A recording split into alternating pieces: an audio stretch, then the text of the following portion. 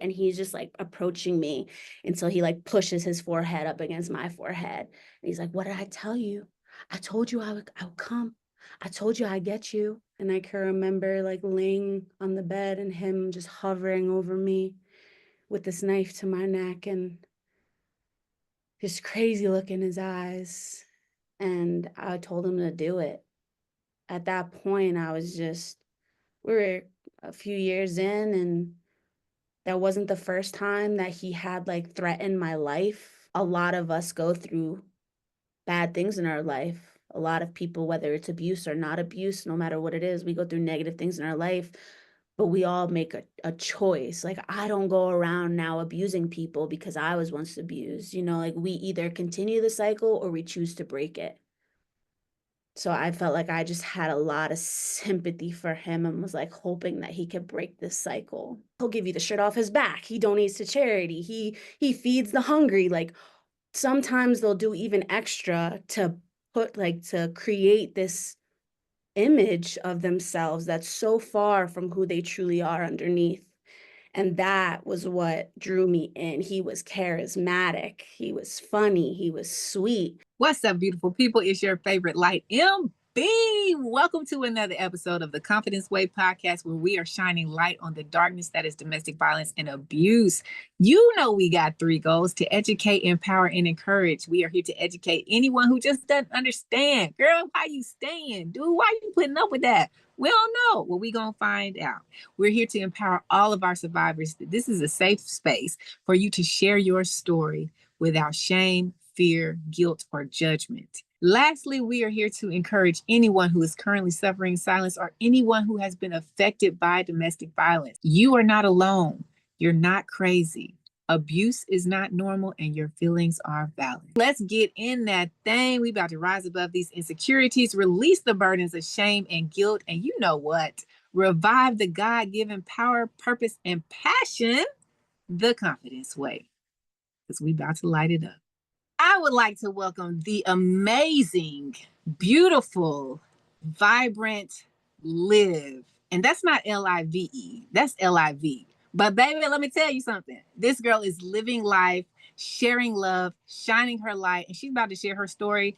So welcome to the show, Miss Liv. Confetti, confetti, confetti. Pew, pew, pew, pew, pew. Thank you. I'm honored to be here with you. I am so excited. So family, you know what it is. We about to dive right in this thing. Let's go. Liv, my very first question for you is this. Mm-hmm. How would you describe yourself before you were in a domestic violence situation? Ooh, that's a good one. I would say, so it's a little bit interesting. I was very confident, full of just love, light. This was years of doing healing work from my past childhood growing up. I had a really strong sense of self. I was very healthy at the time, prioritizing my physical wellness, my mental wellness. I was just like a social butterfly, a people person. And yeah, I really just loved connection and loved like putting myself out there. I wasn't afraid of sharing my light with other people, and that's really what I wanted to do.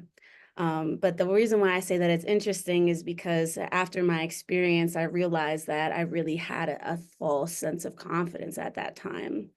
I felt like I was very surface level happy, believing, I'm taking good care of my health. I got friends, I'm living my life, like I'm in a really good place. But after my relationship, I was able to reflect and realize that there was more deep inner healing that needed to be done, because I truthfully actually did have a low self-esteem underneath all of that. But that's really interesting, like you said, because what I'm learning just based off my experience, you just read my past. That was exactly me. Like I social butterfly, light, joy, vibrant, and appearing to be confident. But I realized that I ended up in the situation that I ended up in because I was making decisions out of insecurity, out of shame, out of guilt, out of regrets, and all that all those things. So that's amazing that you said that. The thing that I love about this is being able to connect with people, because something that I always say is like, we're not alone. And the more I'm getting an opportunity to speak with you guys, the more I'm learning that we have a lot of things that connect us, like a lot about our character. So how old were you? You were confident, or so you thought. You were Mm-hmm. social butterfly. You were just out there fluttering your wings, flying, enjoying life, soaking in all the sun. How old were you when you got into a domestic violence relationship? I was 22, just before we met just before my 23rd birthday. Okay. And how long were you in that relationship? Um, 3 years, 3 years from 2018 to 2021. I have to ask, before we dive into the dark side, what was it that attracted you to him? This part is always so interesting to me when I reflect on it, and I feel like it's really, really important to share this because from what I've observed in society, in um, social media, even if it's something that's not exactly a real story, it's uh, it's very, very pronounced. I feel like the idea of an abuser really being a great guy. I've seen it in media, I've seen it in people's personal lives, and then I saw it in my own relationship that it's like, no, like this is true. Like you may think that somebody is a great person. They really present that way. Sometimes it's even they go as far as like doing the most to prove themselves to be so good. It's like, oh, this guy, he'll give you the shirt off his back. He donates to charity. He feeds the hungry. Like sometimes they'll do even extra to to create this image of themselves that's so far from who they truly are underneath. And that was what drew me in. He was charismatic. He was funny. He was sweet. I remember the night that we met at work and it was my first overnight shift. It's real cold. It's the winter time. I met him. He's like, I like looking at me, like says a few charming words, whatever it is. I go on my way. And then in the middle of the night, he shows up with a cup of coffee. I wasn't expecting it. Like that kindness of like, oh, it's cold. Like I was thinking of you and like brought me this cup of coffee. And so there was a lot of things that pointed out to him being a good person, including the type of work that we were working in the mental health field. I was a mental health counselor at the time. So he really, really, really gave that I'm a good guy like image and played it so very well that it's scary. And I feel like it's so important for people to know that things may not always be what they appear to be on the outside. What? Yeah. Hmm. Y'all were working in mental health. Yes. At a hospital. Yeah. That just makes me pause for a moment, because that's bananas. That's Yeah. bananas. Hmm. And you're right. And I want to be clear with our audience. Hmm. It is important for us to pay attention to the signs.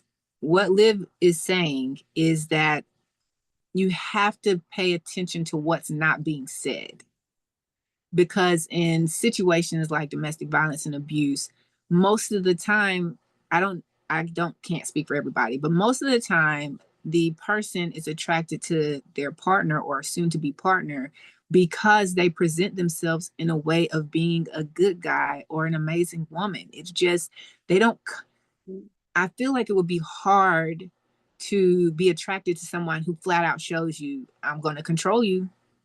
Let me just put that out there. Let me lay it on the table. So we're not saying like look at everybody real leery, but definitely pay attention to the signs, which are the things that aren't said.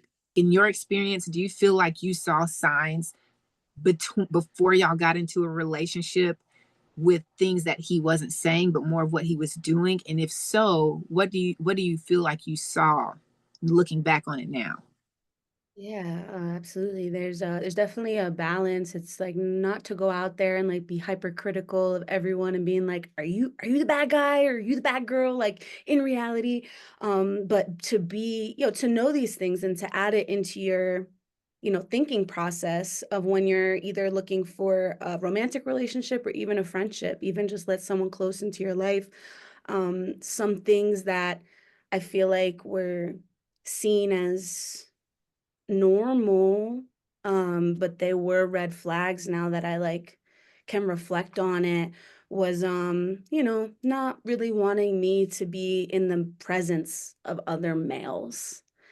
And that's like, and that's one thing too with like our culture, social media, movies, television. There's a toxic love that is portrayed as a great thing. The guy or the girl who like needs to have you. They love you so much. They're just obsessed and they won't take no for an answer. That go getter, like, I won't give up. That, like, there is a point where it becomes toxic. And I'm over here, he doesn't want me to talk to male coworkers or male patients, which is like it's my job. And I'm over here like, oh, he just likes me so much. Like, he just cares so much. Like, that should have been my first flag of like, oh no, this person has like some issues, like maybe some insecurities as well, where like if I let this go on longer, I'm never going to be able to have healthy relationships in my life. But I couldn't put two and two together at that time. I really thought that it was like infatuation. And I feel like my low self-esteem also played into it. Like it made me feel good that somebody wanted me that bad, you Girl, know? lay it out there, Liv, lay it out there. Man, so what would he say? Like when he was showing you that or telling you that and you picked up on that, what was he saying? What were the words that he was using to be controlling and be jealous in that way that you thought was, a healthy infatuation at the time? Yeah, it wasn't like over time, things became more aggressive, flat out, vulgar, like really just no holding back once it got to that point. But in the beginning, it was of like, I just don't want you around these guys, Like it's almost like they're portraying it as if it's for your own good, And I'm like, oh, okay, I believe you. Like they really have a good way of selling you things and like the way that even if it's worded the way that they're like expression, the way that they say it, the body language, like they make it seem like all of these things are for your own good and like because it's out of love and respect and that they just want what's best for you. So, yeah, that's how it was. So true. Mhm. That's so true. And I can't help but smile because it's just, I've said this on every show. The, everybody's talking about the same person. They're in different makeup, different masks, different clothes, but we're talking about the same person and they have this skill level, this skill set to Mhm. be, they're masters of manipulation. And they've played this conversation out before they had you, that they've got it down so good that it's just a natural, like they don't even have to think about it. It's almost like they studied the playbook of what could her possible response be, and this is going to be the answer. Yeah, Dang. they have an answer for everything as well. And like that too, I'm like, whoa, like you wouldn't even think that things were so calculated because of how natural they make it seem. It's just like right away, they have an answer and it sounds like a good one almost always. That's facts. That's big facts. So, how long were y'all getting to know each other before y'all actually committed to or labeled yourselves as in a relationship?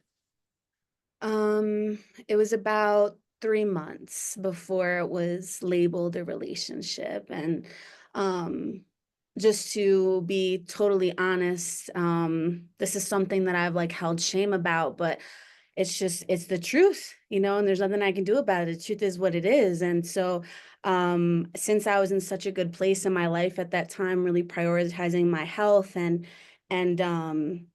just really focused on myself and my growth and this job that I had just started. I explained to him, you know, my interest, and he explained his interest in me, but there was an agreement between the two of us that like it wouldn't become a relationship because of just like where we were in our lives, how we both didn't want that type of like real commitment. So we, you know, we still would see each other, were romantically involved, but there was not that labeling essentially. And it came to a point where um he went through my phone and I called one of my best male friends handsome, and he lost his mind. He was so angry, was convinced that there had to be so much more stuff in my phone of my connections with different men, and I must be like doing all this stuff. And he said he used the word boyfriend. I don't even remember what he was saying, but he used the word boyfriend. And I remember looking at him and I was like, boyfriend? You're my boyfriend? And that's when he was like, either I'm your boyfriend and you're a whore, or I'm not your boyfriend and you're still a whore. That was his answer to me. And I was like, I froze. I had no idea because it's like he's putting me in this place of, okay, so you're either not my girlfriend and we've been doing this and you're, you know, putting shame on my name, or we are together and you're calling these guys handsome and still putting shame on my name. So either way, I ended up being, you know, I ended up being that, like a whore, like he said. So I was just like shook. Like I had no idea. I was like, how did I just get into this relationship? And I remember being out of fear, like no, like I do want to be with you. Like he was angry, and I never seen that yet. And I was like, whoa, like I do want to be with you. Like I didn't mean like this is my best, like this is like literally one of my best friends for years. I'm trying to explain this to you. Did not want to hear it. And then that ended up being the first time that he physically put his hands on me. And it was at our job as well. It was at work. Yeah. Was anyone else around when this happened? Because I imagine if somebody's getting that angry, voices might have to escalate a little bit. Did anybody else see or witness what was happening? No, somebody did come downstairs because of like the loudness of it. We had like a break room in the basement of this cottage essentially where we were working for the night. And that's where the break room was, that basement. And somebody heard the yelling from upstairs, one of the coworkers. And when that person came down, he walked out the door. And so, and before he walked out the door, he pushed me. And I remember being like in shock. I was like, he pushed me. Like, I can't believe it. And I didn't know what was in store for me, not even 10 minutes later. Let's pause before we get into that.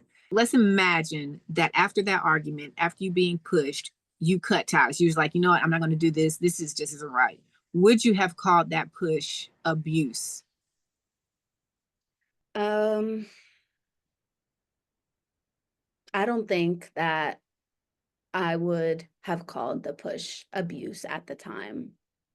If I left, if I just cut ties, I don't think I'd ever would have used the words like, oh, he abused me. Because at that point, you know, I felt like it wasn't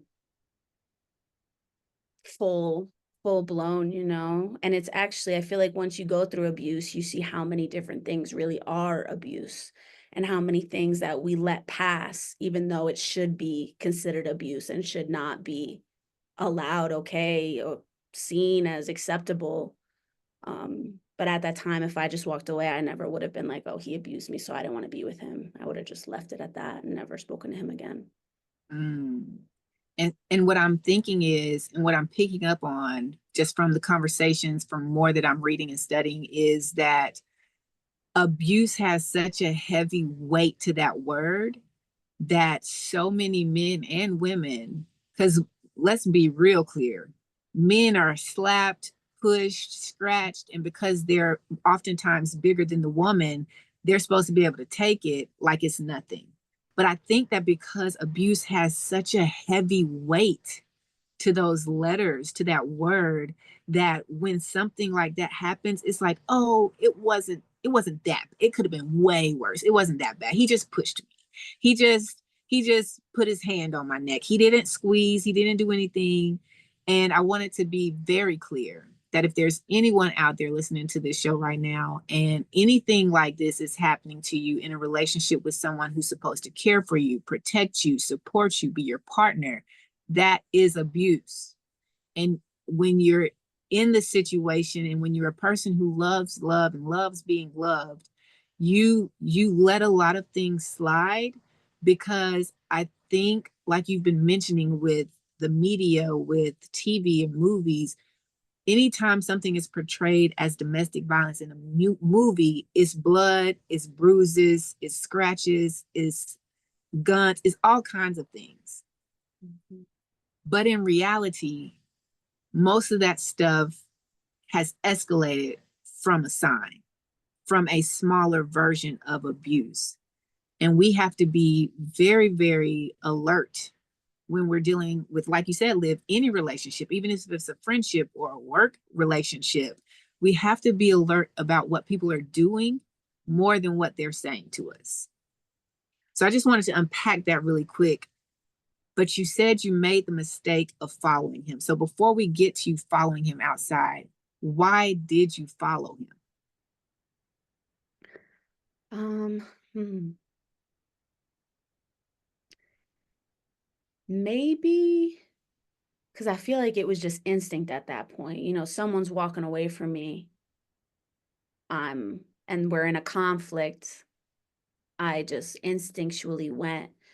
But I'm thinking like my thought process behind why I did that was just it, like the again, like the low self-esteem kind of playing into that of like, you know, he's walking away from me. So even though he pushed me, like I feel either hurt, like my self-esteem feel hurt, or even my ego, you know, of like, oh, he just pushed me, you know, and he's just gonna leave like that. Like I'm like, we're not finished here, you know? So it's an instinct like that, but you know, I feel like moments like that where things are like high pressure and we're not really being aware or mindful of the things that we're doing, that's when that could be a pivotal moment for what happens next. So that's something else that I've learned throughout this relationship, that before acting and speaking, like it is okay to like pause and think about what you're about to do right now or what you're about to say right now. Because if I just decided, if I was like really grounded in who I was and my self-worth and confidence, I could have been that person to say, "Oh, heck nah, like he just put his hands on me, he pushed me, like goodbye, like I'll let him leave and I'll just carry on with my shift, my day." But because I followed, like everything else after that was just like a ripple effect. And yeah, I uh I learned the benefit of really pausing, thinking about what you're gonna do before you do it, especially in these high pressure moments where we're just kind of thinking, just reacting instead of thinking and processing. So you followed him outside. Mhm. So he pushed open the door. That took you guys to outside, right? Yeah. Or is okay. So you followed out of the building. The coworker that came downstairs, was that coworker still down there when you walked out, or had they left? Yeah, because it all happened very quickly. As soon as that person came down and showed themselves, he went out the door. And so that's when I was like, he just pushed me and went out the door too. So I left that coworker kind of standing there. But they didn't follow y'all outside. No. Mm-mm. Okay. He just pushed you. You follow him outside, and what happens? He goes all the way down to this building where we had our art studio. Um, and I remember like bits and pieces of what happened next, like grabbing me and throwing me into like the table. And there was like the stools, like a stool, like a school stool, and those were all upside down on top of the table. So that ends up getting like knocked over because of like how forceful he pushed me into the table with the chairs on top. And then ended up like bringing me into the bathroom. They had like a separate, because I was screaming at this point and crying and everything. So once he like put his hands on me and stuff, so he grabs me and brings me into this bathroom and hitting on me. At one point, he like grabbed me. I don't remember if it was by the shirt, by the neck, but I do remember him slamming me up against the wall and I hit my head. And I remember just like that pulsating feeling and just feeling so like dazed, kind of really out of it. Um, and it was kind of like that until we left that art building area. Like I don't can't exactly recall like how long this went on, but the last thing I remember is hitting my head up against the wall and just being out of it. And then the next thing that I remember after that is walking towards the cars and him like telling me to hurry the F up and like calling me names and stuff. And I just remember like wobbling, like I'm pretty sure I just got a concussion or something, like, and he was very forceful in telling me like we're getting in the car and we're going back to his house. And this is in the middle of a shift as well. So I wasn't even supposed to be there anymore. I had finished and he was starting. And so we're about to get in the car to go somewhere else. I'm not sure where it is at this point. It ended up being his house, but I'm not sure. And he calls our supervisor and says that he has some type of family emergency and that he has to go. So then, yeah, so then I'm following behind him in my own car, driving, like feeling really confused and dazed back to his house. And I'm just gonna add that there were times when like he's driven after me in his own car. So I was, there was no part of me that thought like drive away or like try to escape or anything like that because he's shown his like dominance at that point already of like, oh, if you go, I'm gonna come after you. Even though it wasn't physical up until that point, he did show his control in certain ways, like showing up places with his car if I wasn't answering him and stuff like that. And this is within 3 months of knowing each other. Yes. Mhm. And was the building, the art building, was it so far away from the main building that no one could hear you? Mhm. Yeah, they're like cottages that are all separated. It's a hospital, but just in cottages to keep certain age groups and stuff together. So they also had like a gym that was in a separate building and the art room in a separate building. So And yeah, the no. coworker that came downstairs, did that person, after y'all left so abruptly, did that person, do y'all have numbers? Did they ever text you or call you and ask if everything was okay? They never reached out to me asking if it was okay, if I was okay. They did acknowledge it the next time that I saw them at work.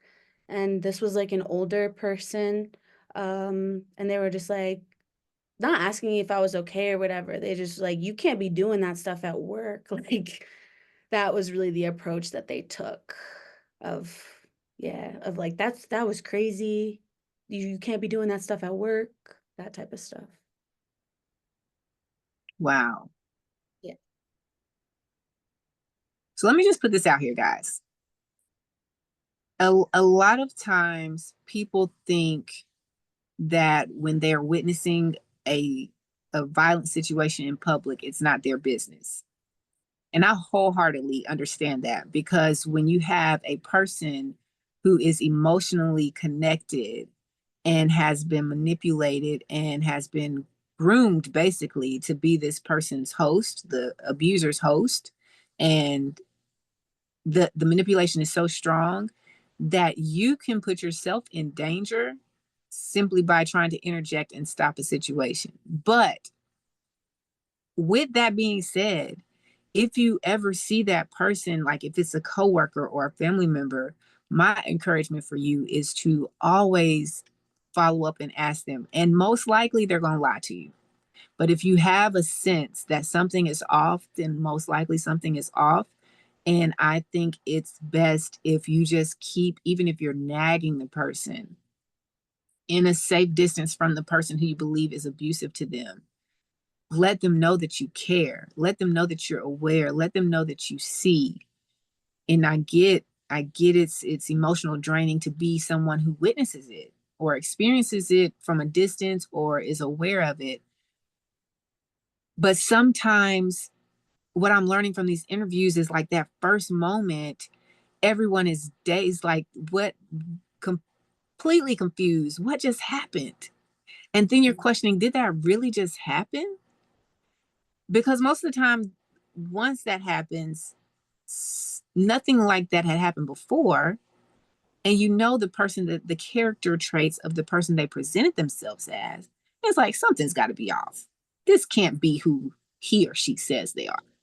So my encouragement is just, if you see anything, acknowledge it in a way that's with empathy, with sympathy, with concern, as opposed to adding fuel to the fire of shame and saying, just being harsh about it, being abrasive about it.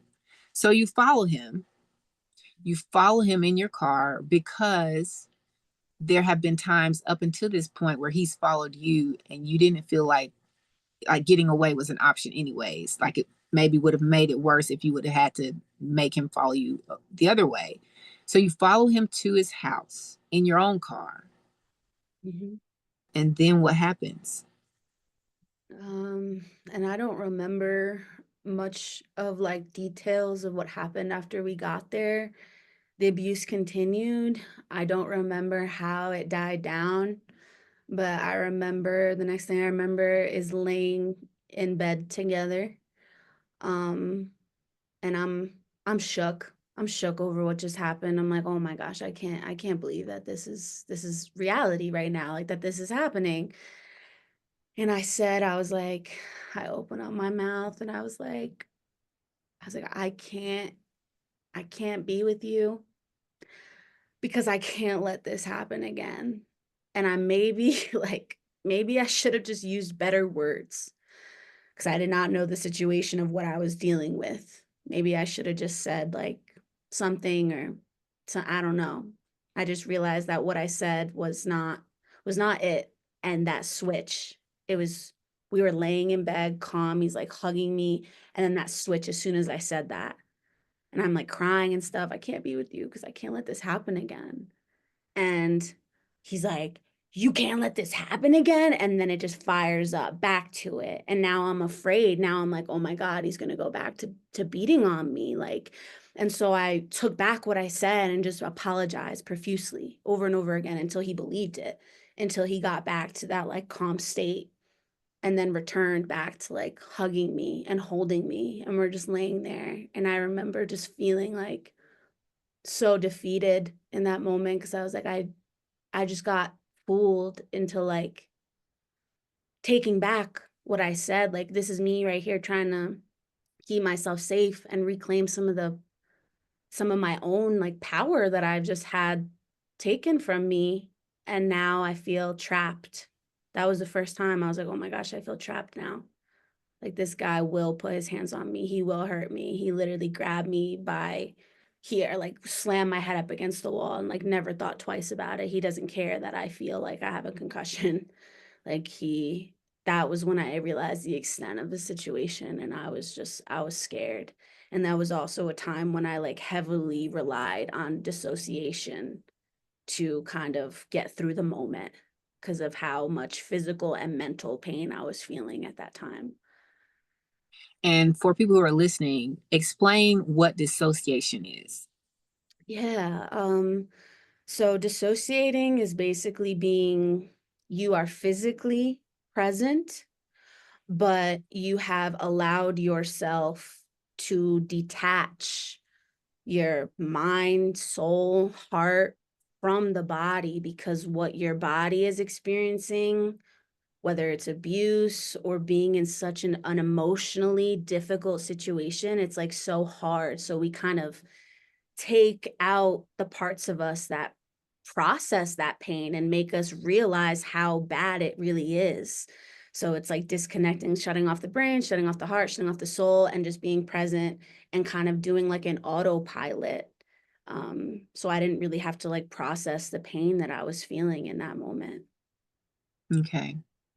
And after that incident, Mm-hmm. did you ever go to the doctor, the hospital to confirm whether or not you had a concussion, or did you ever call the police? No. Why not? Um,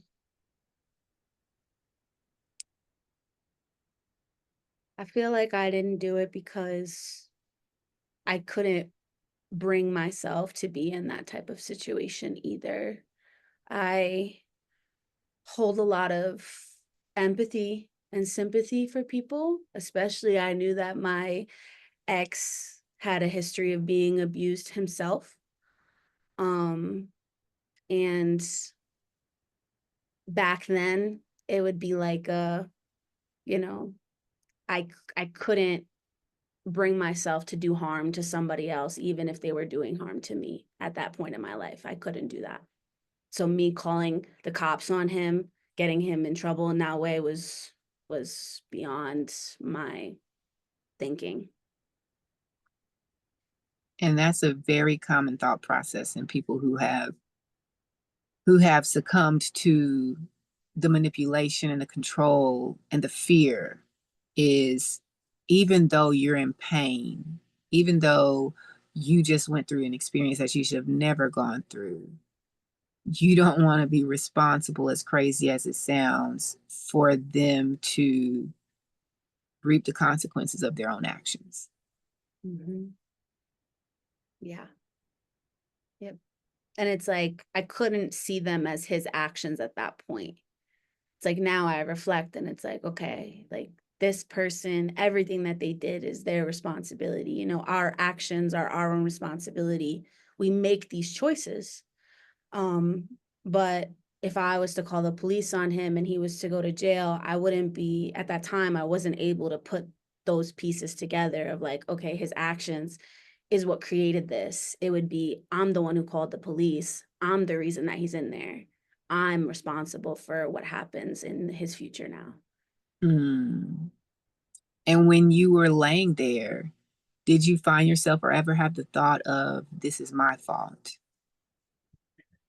Um, at that moment, I would say no. Because I felt like at that moment I knew I wanted to get away. I just felt like I couldn't out of fear. But it didn't take long before I started blaming myself. Before I was like, I wish I never met this person. I wish I got away sooner. I wish I let him walk out the door that day, you know, like those types of things. And that's how I saw it as my fault because I stayed and I entertained what happened leading up to the abuse. And I didn't like recognize certain things as the red flags that they were. So yeah, it wasn't long after that that I did start blaming myself for being in the situation at all. Okay. So what happens next? You go through this whole traumatic, unexpected experience. You're laying there, body present, mind and everything else, just trying to find somewhere else to be. What Mhm. happens the next day? I wish I could remember, to be honest. Um, I do like I've actually started like a little document where I kind of um I'm building up memories as they come back and creating like a timeline for myself because of you know, traumatic stuff and then plus dissociation. When you're choosing to detach from the present moment, it becomes like a safety for you for yourself. And sometimes like after using that safety net over and over and over again, sometimes the mind starts losing awareness that it's doing it, and you'll just start to dissociate as a defense mechanism. Like your guard will just go up. And so I find that I have a lot of gaps in my memory, whether it's from like, you know, things being too difficult that I don't remember, or that dissociation kind of kicked in for me. And I was just like living through stuff on an autopilot. So I'm trying to compile these memories and get like a clearer picture of what happened. And I find that it's very healing to do that too. Okay. Mm-hmm. That's heavy. Yeah. That's heavy. So you go through this experience Mm-hmm. and You, it really does sound like you suffered a concussion. I mean, memory loss to an extent, but whether it was via dissociation or the act of your head being slammed against a wall. How does he behave based on where you are now with your memory? How does he behave next? Y'all are still having to work together. Y'all are still technically, I guess, in the relationship. What does he ever apologize for that incident? Does he pretend like it doesn't happen? What's the timeline now? Where are we now in the relationship? Yeah, after that, honestly, like the next memorable thing that happened was about 6 months later, but I do know that without like details that it was a mixture of being apologetic and also like dismissing. There would be times when it was like, oh, like I don't know why I did that to you. Like, I'm sorry that I did that to you. I don't know why I even did or whatever the case is. And there were other times of like, like, oh, what? Like, what even just happened? Like, I didn't like nothing just happened, like it was so much manipulation, which is why I feel like it's also hard to think of my memories because this person was just like flip-flopping all over the place. Sometimes they would acknowledge it, sometimes they would cry even and like bring up their past of like, oh, like it's just so hard. Like I went through this, and that, and all of that. And so that all like played into, just me staying in this confused state. It was just like always confused. It's like, okay, are you sorry? Are you not sorry? Do you, do you take no responsibility for it at all? Do you need me to take responsibility for it? Like the mixed signals always. So what do you think kept you there? Like, okay, we can remember now 6 months after that incident, but you remember going back and forth with these emotions, these thoughts, this confusion. Why did you stay another 2.5 years? That's something that I've been like reflecting on a lot because it's confusing even for the person who's like going through it, like whether you're male or female, there's a lot of emotions and thoughts and questions that go into like, why did I stay? Like what kind of like hold, what kind of trance was I in, And I've looked a lot into like trauma bonds and how that plays into it. An abuser is very, very good at creating your hurt and then consoling you and making that hurt go away. And it's like they are your hurt, like they are your abuser and your savior at the same time. And that creates so much emotional like enmeshment where like I did still care for this person. I still like I really believe that I loved him. Um and then the other aspect of that, like if it wasn't love, it was fear. Like I stayed with this person through a toxic love and through so much fear. I felt like I had no support system. I felt like this man would come after me. I felt like I had nowhere safe to go. And then also, like, he was there for me to make me feel better, even when he was the one causing me the pain. So it was very emotionally confusing. Now, you said you felt like you didn't have a support system. Did you have a connection like before meeting him? You said you had friends. What happened to those people and your family while you're going through this relationship? So my friends were all my close friends. We were like separated physically. So it wasn't like I got to see them a lot of the times. I would have had to like call them up and let them know what was going on. And this kind of connects to my life, my childhood, the way that I grew up of like, you don't say anything, like be quiet. That didn't happen. Type of energy that I grew up with. We don't talk about this type of stuff. So I felt like growing up that way, that's what I kind of believed that, you know, we like people don't want to hear these things. People, even if you speak up, there's been times when I spoke up as a child growing up and things were brushed under the rug. It's like it took a lot of strength in me to be able to acknowledge and like speak about something uncomfortable or something unsafe that happened or whatever it is, and then to be shut down and to feel like no one cares anyway. That I feel like played into my beliefs that I didn't have anybody, like, and this isn't something that I speak about to people. Like, how do you go to someone and say, I'm being abused? Um, and just, yeah, I guess that like image that I hold in my kid, in my childhood self of speaking up about things and nobody caring anyway, or like it being dismissed or forgotten about, or as if that conversation never happened, kind of it has played a lot into my adult life. Do you feel like anybody that you were close to before meeting him picked up on any signs from his, just Mm. from his energy? My mother, my mother, good old mom and a mom's intuition. She did not like him. And that was something else too, that my family is like, my family's very close to each other. So it's difficult to be with somebody that doesn't want to be around my family. And that was one thing that he made very clear. He met my mother, probably sensed her intense energy as well.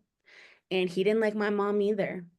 And so they've like crossed paths a few times, but then it became like he's like, I don't want to meet anyone else in your family. I don't want to come to family events. Like I don't want to do this and I don't want to do that. And it all had to do with like, isolating, I guess, at the end of the day. But he kept that wall up really good. And my mom does not like that. My mom feels, if someone's like that, they then might mean that they have something to hide at that time, like she just wasn't feeling him either. So there was only a few times that they were in passing, and then other than that, I would try to have him over when she wasn't around or go out or like go to his house or whatever it was to keep that distance. And then he never ended up meeting anyone else in my family besides my mom. And do you have any siblings? I have 5 siblings. Yeah. But did They, they know you were in a relationship?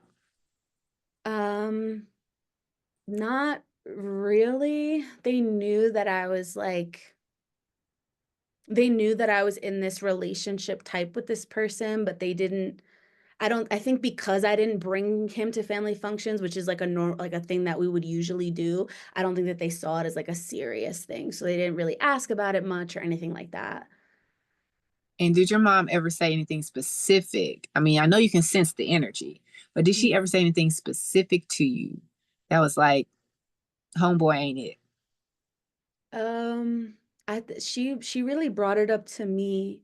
She made it seem like I was the one who was changing because of this person, and that's what she didn't like about him.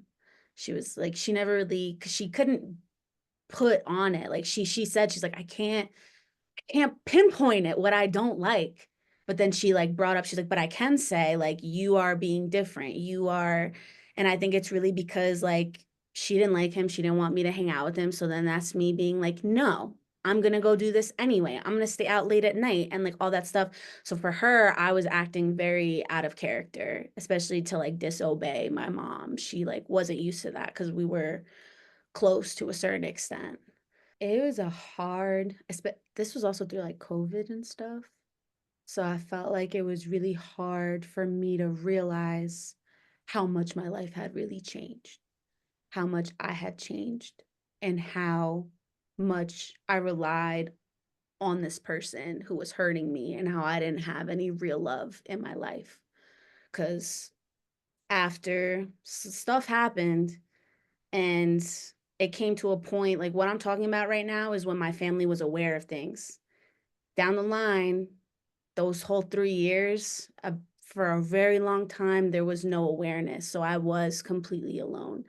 I didn't have any support system at that point in reality. It wasn't like, oh, I don't think I can tell people things. It's like I changed my phone number, I deleted all social media. My family didn't know I was with him anymore. I had none of my friends. So I lived through that from October of 2019 until August of 2021, where I was basically just living a lie. I moved out and I got an apartment with this person. And my family didn't, not nobody knew. They thought I was living with roommates. And I've picked a location that was like an hour north away from where my family lived, so they never came looking or anything like that. And I held up this lie for a very, very long time. And that was like real isolation. And that really affected me differently. So, whose idea was it to change your phone number, to delete your social medias, and to find an apartment an hour away from your family? Um, mine, my idea. It was their idea to get an apartment together. They ended up coming to our job in 6 months after the first incident. That was like the thing that I was talking about, that like another big moment that I remember. It was June that this person came to our job, assaulted me. Other people found out. Um, and so that was when the police were called. I didn't want to make a report. I just really wanted to just be rid of it. I just wanted a block, just never speak to this person again. But my mom came that day and like came to pick me up at work and was like, "We're going to the state police. Like we're filing a report." They took pictures of my like bruises and all that stuff, and they took screenshots of these awful, awful text messages that he was sending me before he showed up at our job. Stuff of like that I was gonna die today and that he was gonna like piss on my dead body. Those were like the text messages of the content of what was happening. And so that was all turned over to the police. And I was like, okay, like I'm done. Like this is it. And 2 weeks later, I log into my Netflix account. And you know how you can like make different profiles, like multiple? He made as many as possible.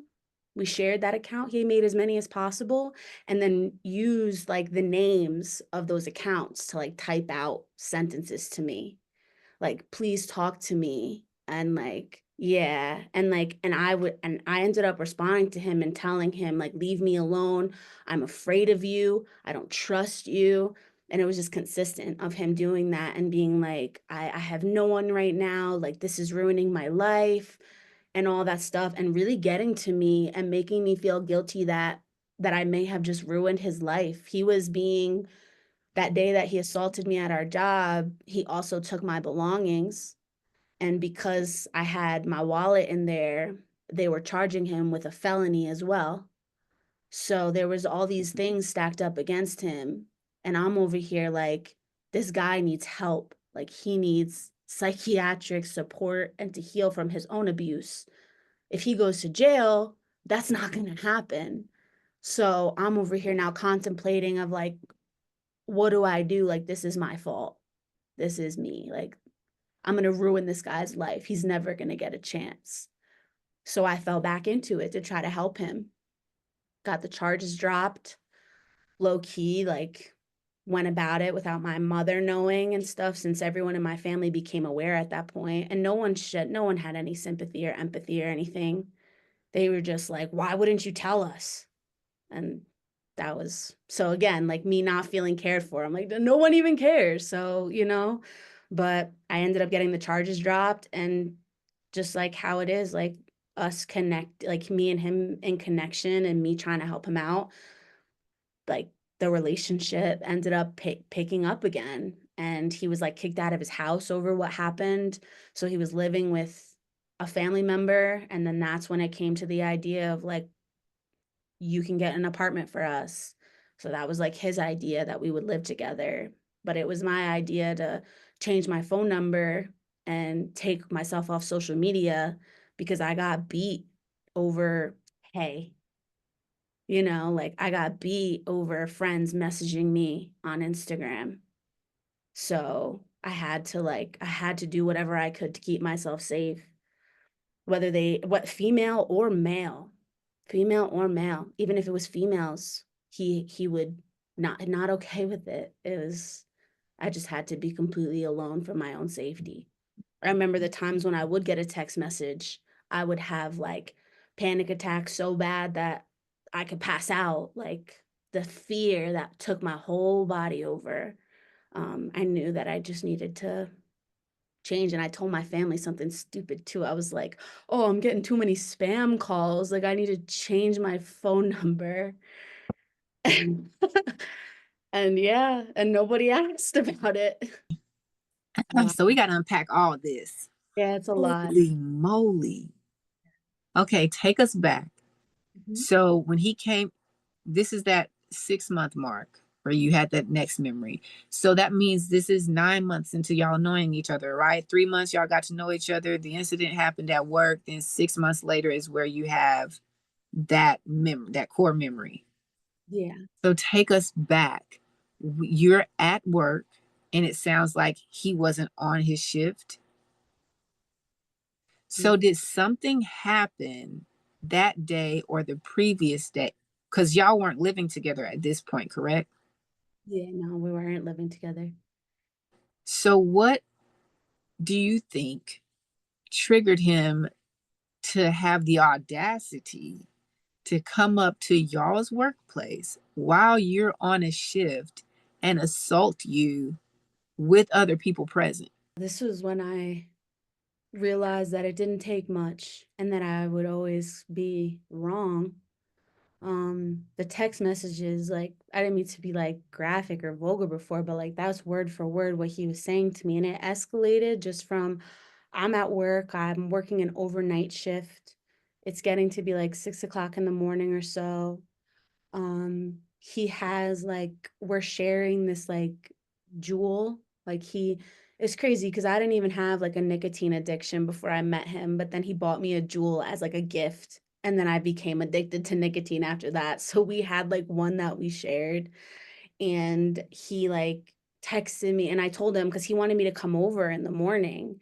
And I told him that I wasn't feeling good, that I think I might like just go home. And he's like, oh, like I'm gonna sleep. I'll leave the jewel like by the door or whatever. And I was like, I don't think I'm gonna stop there at all. Like I actually feel sick and I gotta drive. My work was like 45 minutes from where I live. So I was like, I gotta drive home. I'm just not really not feeling good, but thank you. And then that's when it was like switch. Like all of a sudden, it's like he literally was like, go F yourself. Like that was his response to me, go F yourself. And I was like, wait, what? And then he was like, wait, what? Like he always loved to do that too, like take what I said and like make a thing out of it. He loved to like repeat the words that would come out of my mouth and make me seem like, I don't know, like I'm stupid or something like that. And so he's like, wait, what? Like you heard what I said? And then just the text messages going, I'm exhausted at this point. I don't feel good. I just worked a 12-hour overnight shift. I support people in mental health while trying to take care of my own mental health and being in this situation with this guy. So I'm drained. So my responses are just like, okay, he did not like that. I got text messages in caps being like, okay, okay, like I'll show you, okay. And that's when he started threatening me. He's like, you better pray. Like you better pray that someone's gonna help you. You're gonna die today if God doesn't take you himself first. Like those I have all in like text messages that I had to send to the police because even they were like, how did this happen? Like, how did this escalate? I was like, I said I wasn't gonna come over. Like it's literally something as simple as that. Then he tells me he's gonna show up. And this at this time his car is out of commission. So I'm not thinking that he is gonna show up. And he does. And he fooled me because he knew I wasn't feeling well. And then all of a sudden he's like, hey, like I talked to M and she's gonna come bring you like water and a jewel so that you can like relax before you go. Hopefully that'll make you feel better. Something among those lines. I walk downstairs, it's a trap. It's him. And I had no idea that he was just going to show up there. He was threatening just a little while before, but then all of a sudden his tone switched. I should have thought something of it, but it was very like him to switch like that. So I didn't think anything of it. I was like, okay, like now you're gonna be nice. Okay, like we'll go with it. Like, thank God you're being nice right now, at least. I go down and I just remember seeing him and I freeze up and I got this like board in my hands because I'm still working. I'm doing like writing stuff down. And so I like put it above myself to like try and hide. And he's just like approaching me until he like pushes his forehead up against my forehead. And he's like, what did I tell you? I told you I would come. I told you I'd get you. And he was like, go upstairs right now and get your keys. And I like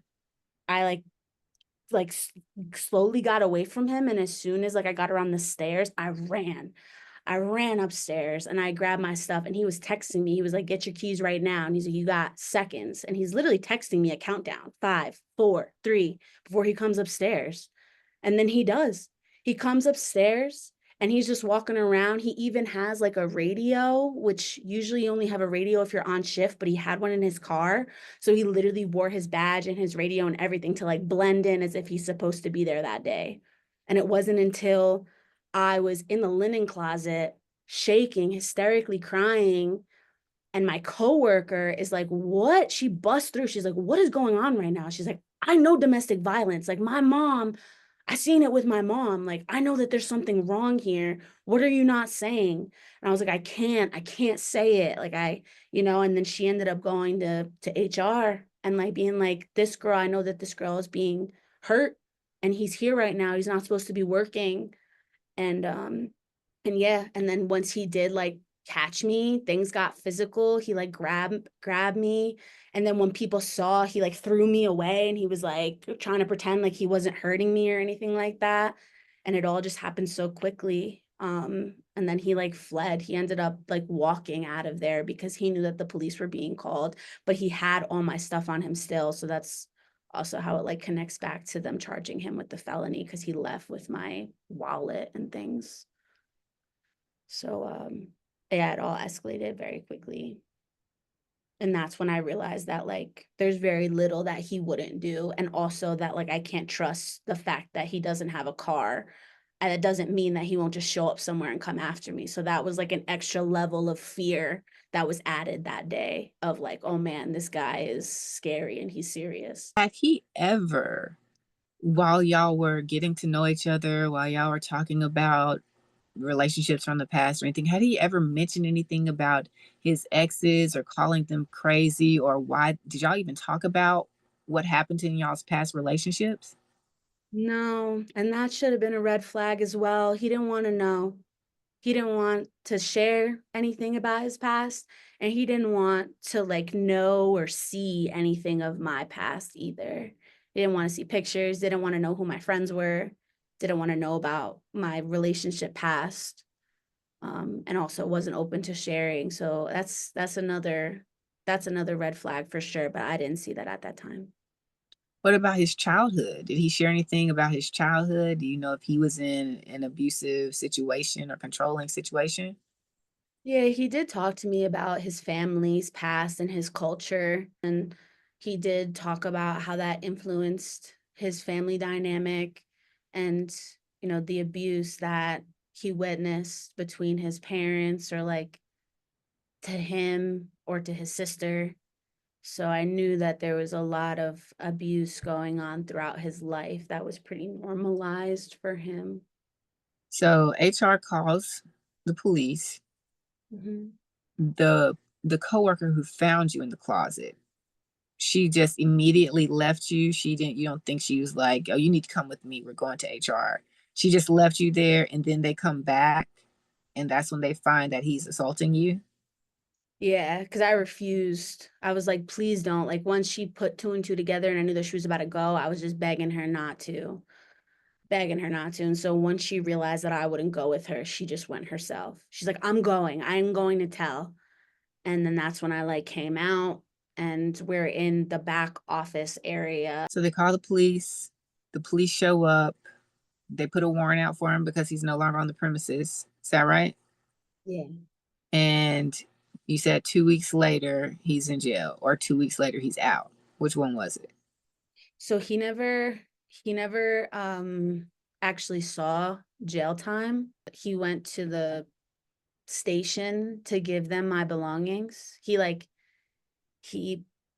sent like a message or an email or something, and he was like telling me that he's gonna bring my stuff to the station and how sorry he is and how he never meant for it to be this way. And he took my phone too, and when I got my phone back before, like, I didn't have to go to the station for my phone, I got that back sooner because it was left behind. He like, I don't know when he had the time to do this, but he typed out like a whole sob story note and then like took a screenshot of it and set it as my background on my phone. So as soon as I got my phone back, I saw how like sorry he was. And then he ended up reaching out to me through phone or email or something. And again, like express, he's like, I'm going to go return your stuff. Like, I'm going to bring your wallet to the police station. I'm so sorry. I never meant for this to happen. So even more of like being like, remorse of for what happened. And so then he goes, they tell him that he's under arrest. He gets bailed out right away. Who bails him out? His family.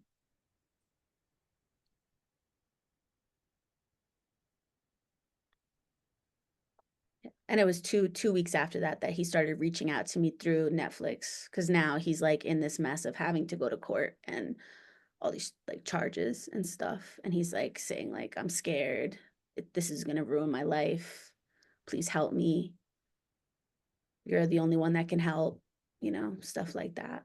And when you got the phone back and you saw the messages and you got the emails of him pretending to be remorseful, was there any part of you that felt like, oh, this he's really sorry this time? Or were you more so still holding on to, I don't want to be responsible for sending someone to prison when they really need counseling?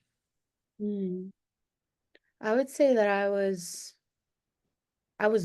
both, really, both. I feels like now that like I've been through the experience and I've seen it, like even situations like this might not change someone, like, and that's what I was thinking. It's like, wow, like you got caught. You have charges against you. You were arrested. This is a wake-up call, is it not? So that's like what helped me kind of help sounds like a positive word, but that's what kind of opened up my eyes to thinking that maybe he really is sorry this time. Like maybe this is a turnaround point and this person doesn't deserve to go to jail. And then that there's also that other aspect of me, like I can't be responsible for ruining someone's life. Like I was just scared that he would go to jail, be processed through the system, come out whenever he comes out, and be no more rehabilitated than he was.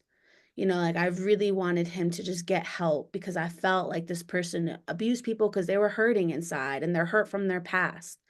And I gave him like so much, I gave him so much more in that light than I really should have because at the end of the day, a lot of us go through bad things in our life. A lot of people, whether it's abuse or not abuse, no matter what it is, we go through negative things in our life, but we all make a choice. Like, I don't go around now abusing people because I was once abused. Like we either continue the cycle or we choose to break it.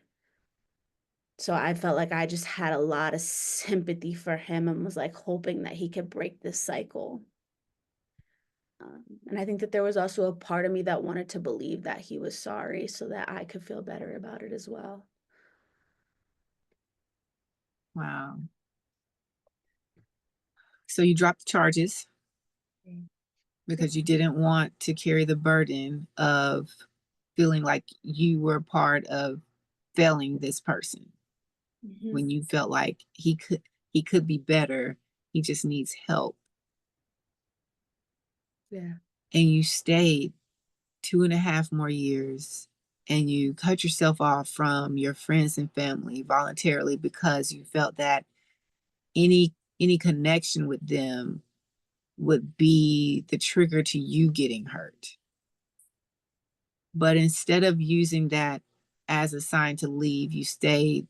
Was it strictly out of fear? Was there any hope that at some point, surely this is going to change? Why did you still stay? Um, I would say it was still both aspects of this person became like a priority in my life, and there was a lot of pain, but they were also there to deliver the love afterwards. So that trauma bond that's created, and then also like out of extreme fear and also out of isolation. At that point, nobody in my family knew, and they knew what happened at that 6-month mark. They knew that he came to the hospital and that he assaulted me. They never knew how bad stuff was.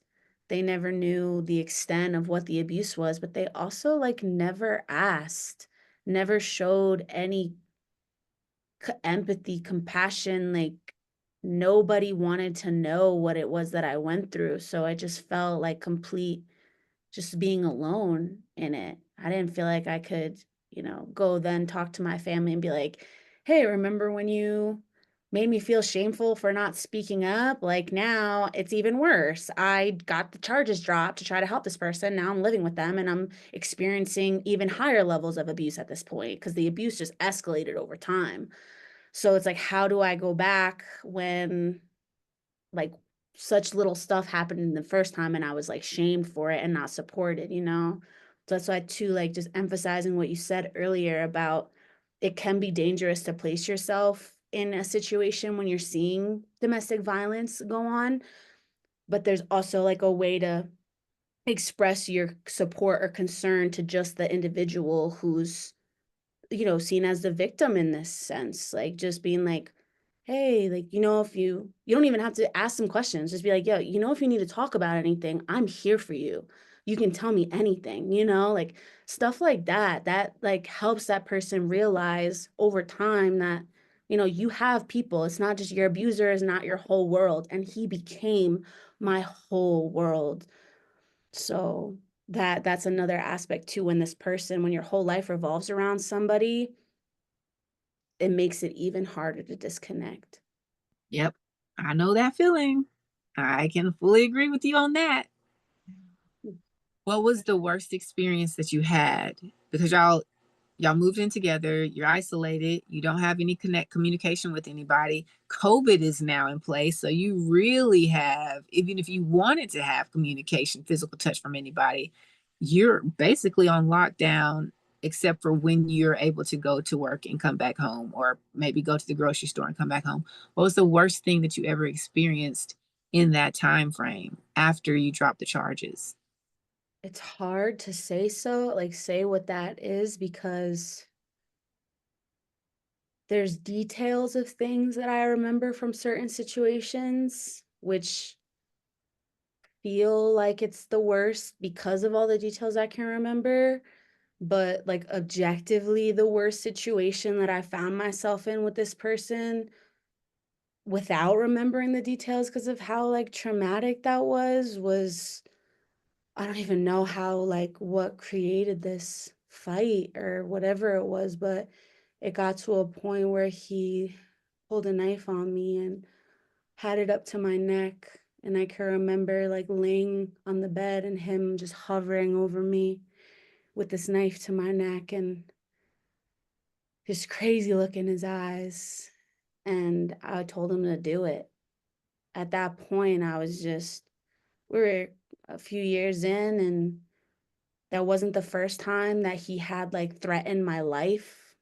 There was one time when he like pulled out this black case and like convinced me that he had a gun and was like telling me to say goodbye to everyone that I love. And I remember like in my head, literally mentally, like saying goodbye to my family, my nieces and nephews, like hysterically crying because I thought in that moment that that would be it for me. So once we got to that point where this isn't the first time that you're threatening my life and you have a knife up to my neck, and I feel like the only way out of this relationship is death, I was just like, do it. And he like was basically telling me to stop saying that. He's like, don't stop saying that because I will. And I'm like, okay, I'm okay, good. Like I don't want to be here anymore. Like I'm done. Like this is the only way out.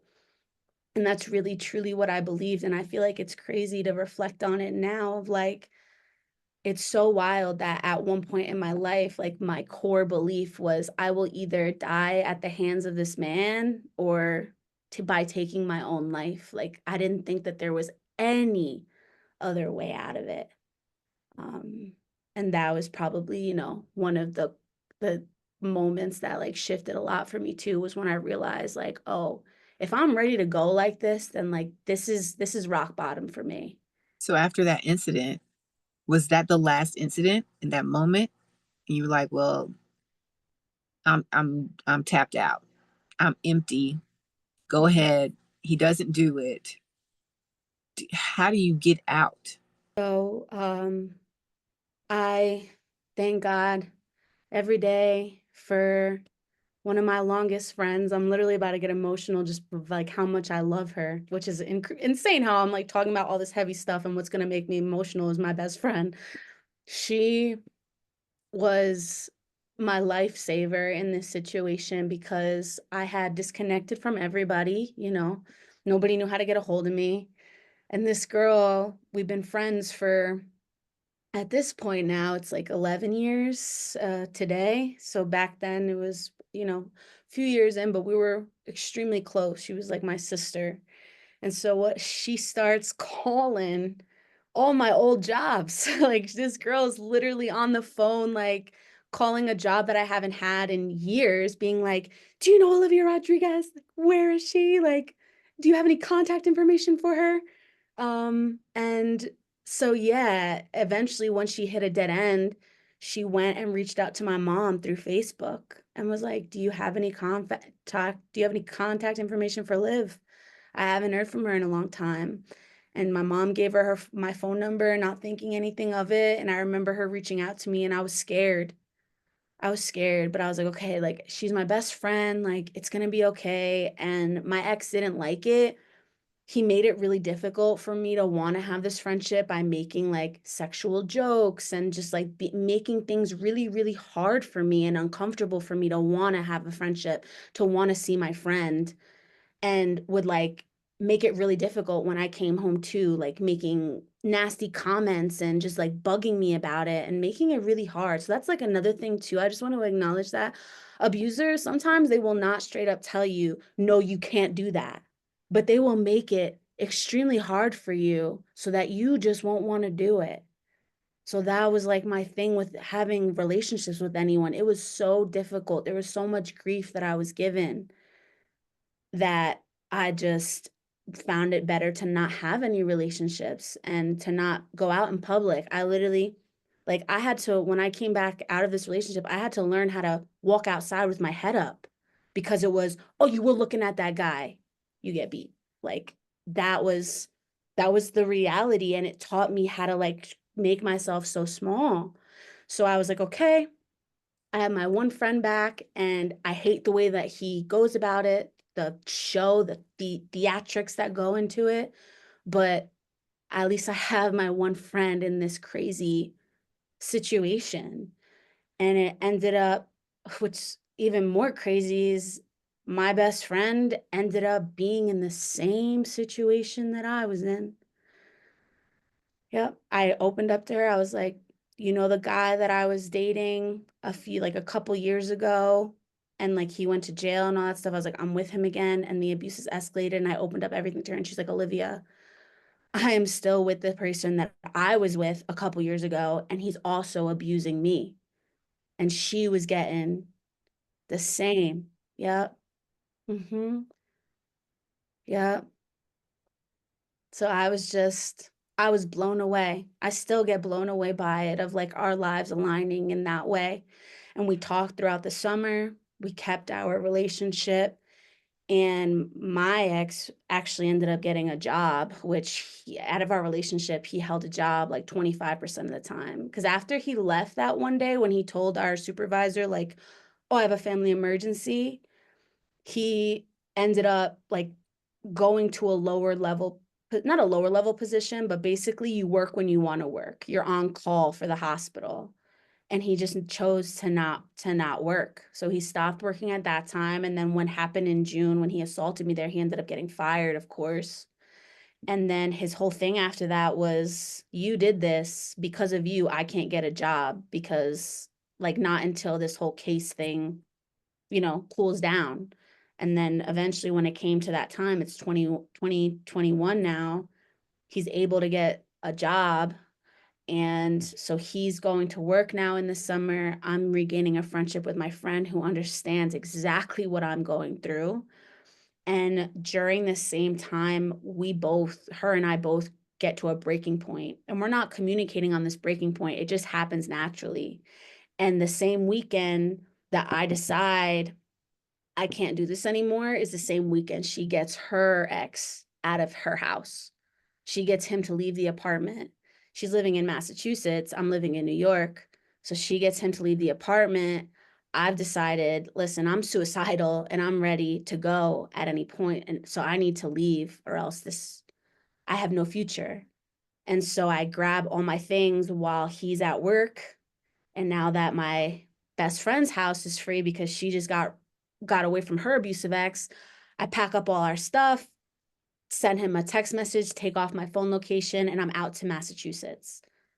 And I'm feeling very good because I know that he can't make it to Massachusetts. I'm like, okay, I'm out of state. This guy will have no idea where I'm at. He has no clue where she lives, and wouldn't put this like idea together. So I felt safe finally to like execute this plan. And I stayed with her for the weekend before I reached out to my mom and told her that like it just wasn't working out with my roommates and stuff, and that I wanted to come home. She, my saving grace. Thank you, friend. What? Isn't it good to have I have one of those. It's so good to have one of those. Mm-hmm. Oh I yeah. have to ask you though, Yes. you packed up everything while he's at work. Why would you send him a message and what did it say? I sent him a message. That's a good question of why I sent him a message. I guess the same thing of like, even when I cut off communication with him completely, I still sent him a message and then I blocked him. And that was, months after that. But I don't know what it is about like giving somebody a last word, I guess, before just cutting it off. I guess I didn't think of just cutting it off. And I did let him know of like, I can't do this anymore. Like I'm my mental health is completely depleted, and just telling him that like, that I'm suicidal, like straight up telling him that I feel ready to take my own life just to make this stop. Um and yeah, that I have to like go back to my mom. And also too, I had to do this in like steps because he can get escalated so easily, and he's so unpredictable in what he would do. So I have to tread lightly. So even at that point when I left, I made it clear of, I'm not breaking up with you. I'm not ending the relationship, but I need to go back to my mom's house. So that phase started in August. Um, and then I was officially able to break up with him in November. And then in February was when I hit a breaking point and needed to just cut off communication completely. So it was in steps for safety, because I knew that if I felt that if I just cut everything off and been like, okay, like goodbye, no more, that would send him into like a raging state that I've seen. And I just didn't want to be in fear anymore. Did you ever consider telling him that you were going back to your mom's house would be a danger? Or did you feel because their relationship was so strained that he would never dare step foot on her property for the sake of coming after you? Um, I was still scared. Um, I just knew that if he allowed me to live there, which I don't like to use those words, but that's the reality of what it is. You're allowed to do certain things and you're not allowed to do certain things. And that is how it is for people in abusive situations. You know the type of stuff that you can't even try or else you're in trouble. Like you know. So I knew that if I could get him to allow me to be at my mom's and it be okay, that I wouldn't have to worry about him just showing up there.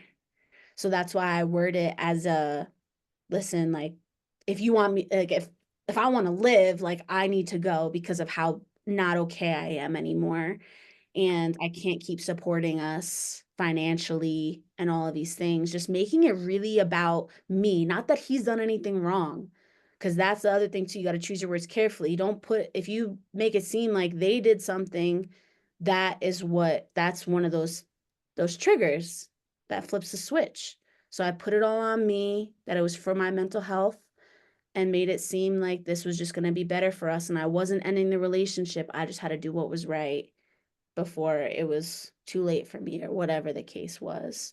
And so once he like acknowledged that and was, okay with that situation, I knew that I didn't have to be in fear at my mom's house. Okay. Mhm. You left. You told him you were leaving. You went to Massachusetts for the weekend or two. You said 2 weeks. The weekend. The weekend. You told your mom, hey, it's not working out. Can I come back in? You moved back home. And then from August to September, you're still phasing out of the relationship. But I'm sorry, August to November, right? Yeah. Hmm. Then November to February, even though you've phased out of the relationship by November, you're still communicating with them. Hmm. Yep. What kind of communication were y'all having?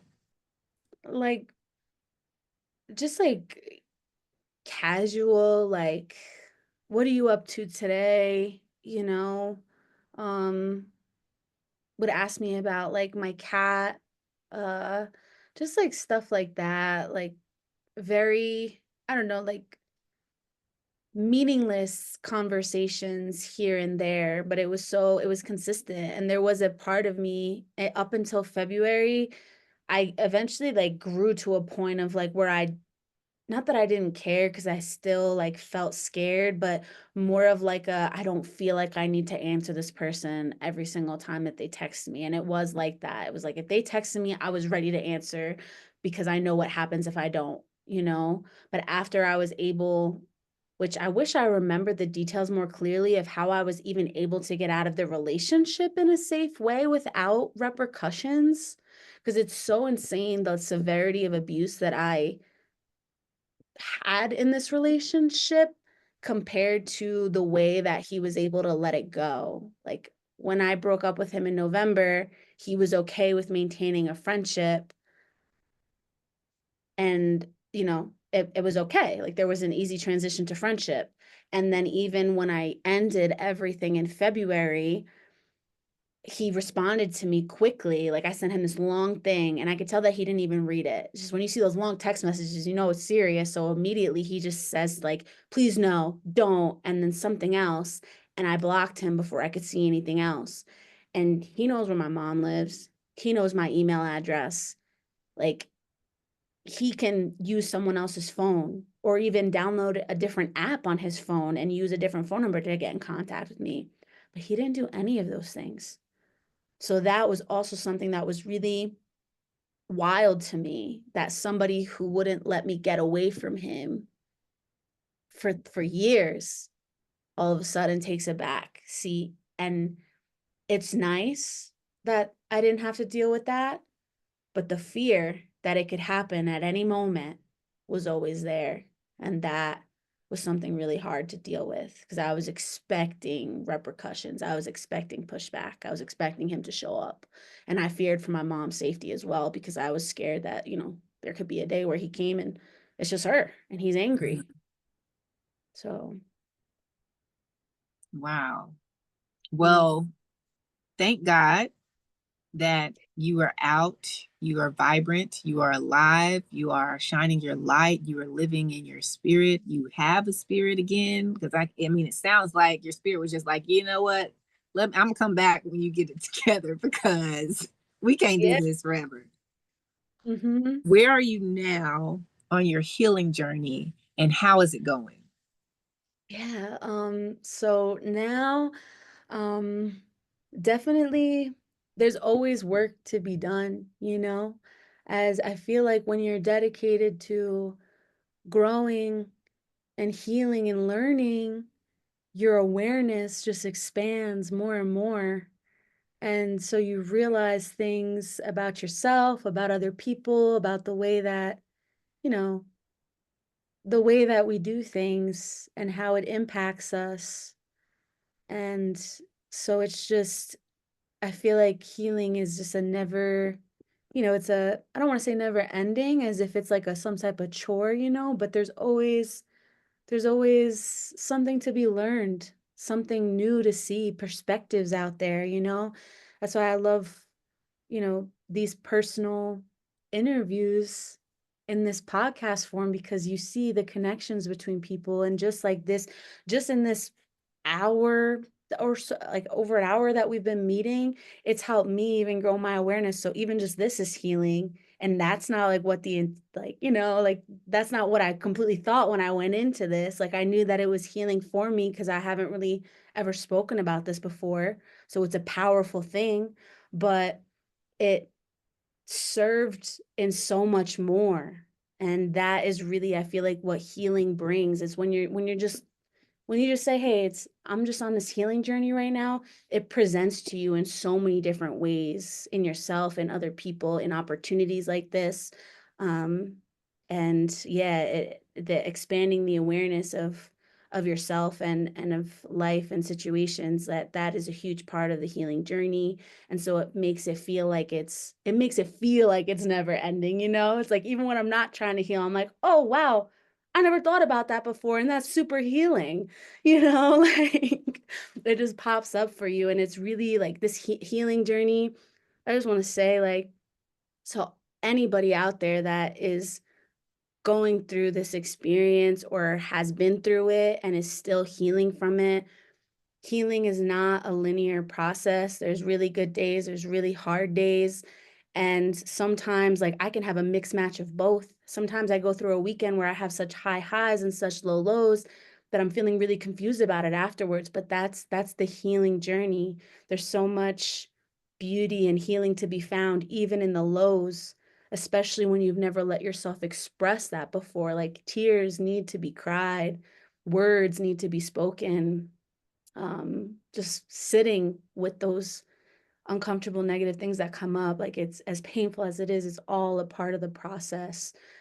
And you just gotta, just know that there is light on the other end. And I always like to say too, we don't always know when the light is going to show itself. We just know that it's there. So as long as you know that it's there, you just keep going until that light shows itself, because it will. Liv, that was beautiful, girl. That was so beautiful. My last thing. So at the beginning of our conversation, you had mentioned that the person who you were before this relationship, before homeboy came in and tried to just throw everything out of whack, you felt confident at that moment in time, but reflecting back on it, you're like, no, really had low self-esteem and it was a false sense of confidence. So what is your definition of confidence now and how is that feeling on you? Ooh, that's a good question. Um, Confidence, I feel like, is actually, at least in like my experience, can be measured by safety and security in oneself, not how safe other people make you feel, how good other people make you feel, how secure other people make you feel. Is it you? Is it truly you? Because I've noticed, like, when I reflect on those times, yeah, I was confident and I was feeling good about myself, but I noticed that, like, when I was posting on Instagram or talking to people and I got feedback, if it was good feedback, I feel so good, and if it was bad feedback, I feel so bad. And that is like kind of like a sign of a false sense of confidence, because if I was really secure and safe and feeling good about myself, it doesn't matter what anybody else says. I know. So even if someone says something bad about me, It's like, I'm sorry that you feel that way, but I know, I know that I'm not what you say I am. And it's only when I'm not sure that people's words get to me. And sometimes we can look really confident on the outside, but what you're feeling internally, I feel like, is really what measures that security in yourself, that self-esteem, that self-love. That it is not a cliche when it says you got to love yourself first before you can love someone else, because I've found the danger in not taking that first step of loving yourself. It leads to so many different things when you don't love yourself first. Well, I ain't got nothing to add to that, Liv. Oh, mic drop on it. Oh my goodness. Liv, thank you so much. Thank you so much for allowing us to serve you with a safe space and platform to share your story and just add another nugget into that pot of gold that we call your healing journey. We appreciate you so much for sharing your light with us. Y'all, this has been another episode of the Conf1dence Way podcast. We over here rising above insecurities, releasing the burdens of shame and guilt, and reviving our God given power, purpose, and passion the Conf1dence Way. Until next time, you know what it is. She gone. Awesome, Liv.